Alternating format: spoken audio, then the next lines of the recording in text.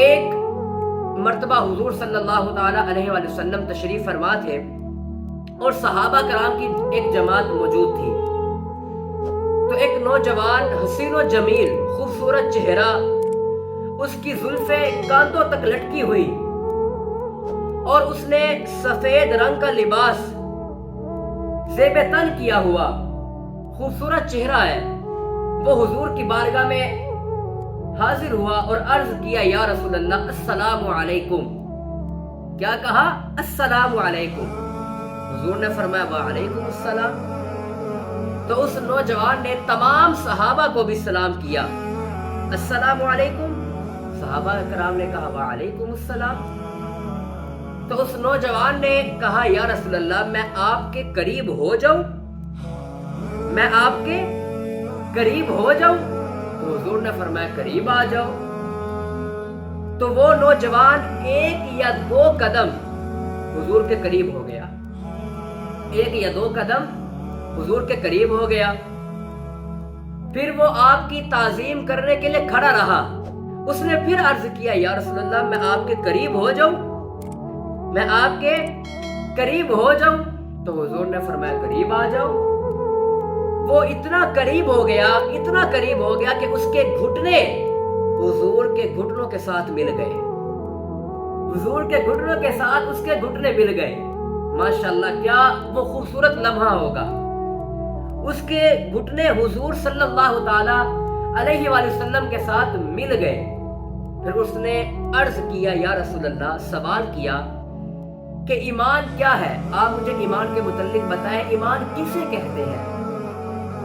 بہت ہی قابل غور، توجہ سے آپ یہ سماعت کیجئے گا کہ ایمان کیا ہے، ایمان کسے کہتے ہیں. تو اس نوجوان نے کہا یا رسول اللہ آپ مجھے ایمان کے متعلق بتائیں، ایمان کیا ہے. تمام صحابہ کرام بھی موجود ہیں، وہ بھی سن رہے ہیں کہ ایمان کیا ہے.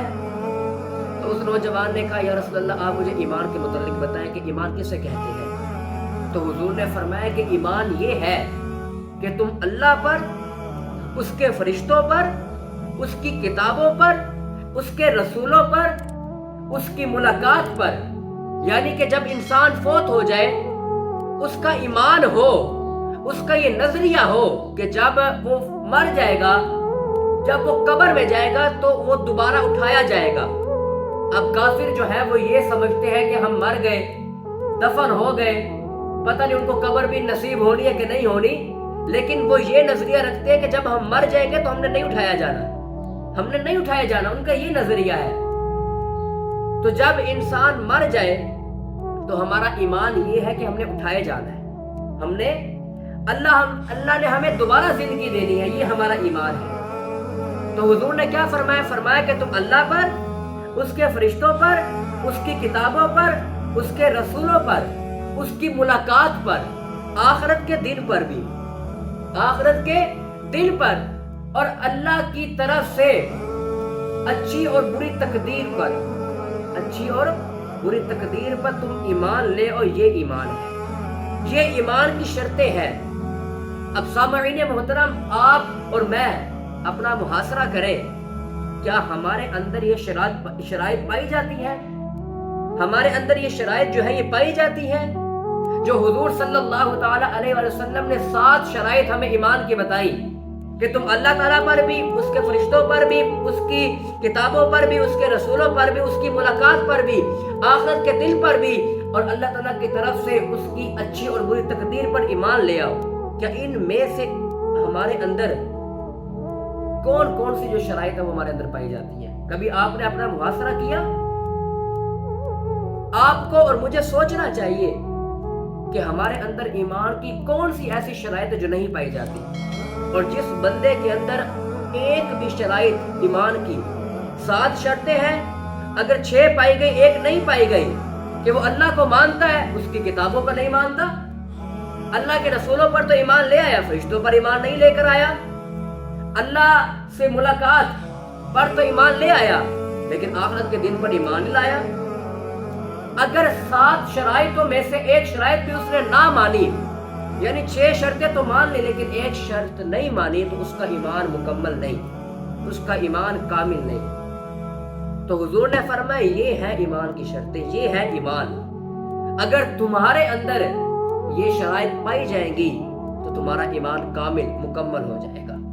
تو سامعین محترم، ہمیں اپنا محاسبہ کرنا چاہیے کہ کیا ہمارے اندر یہ ایمان کی شرطیں پائی جاتی ہیں کہ نہیں پائی جاتی؟ کیا ہم اللہ کو مانتے ہیں؟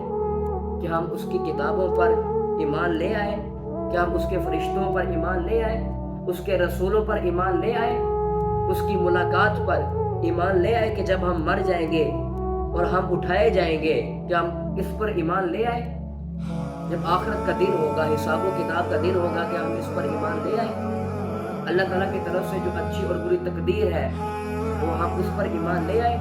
سامعین محترم، ہمیں اس پر غور و فکر کرنا چاہیے کہ ہم کہاں تک ہیں، کہ جناب والا ہمارا ایمان کتنا پختہ ہے۔ تو سامعین محترم، اس حدیث مبارکہ کو آپ زیادہ سے زیادہ لوگوں تک پہنچائیں تاکہ انہیں بھی پتہ چلے کہ ہم کتنے ایمان میں ہیں، کہ ہمارا ایمان مکمل ہے یا نہیں مکمل۔ اللہ رب العزت کی بارگاہ میں دعا ہے کہ خالق کائنات ہمیں حالت ایمان میں موت نصیب فرمائے اور مرتے وقت ہمیں کلمہ طیبہ پڑھنے کی توفیق عطا فرمائے۔ السلام علیکم ورحمۃ اللہ وبرکاتہ۔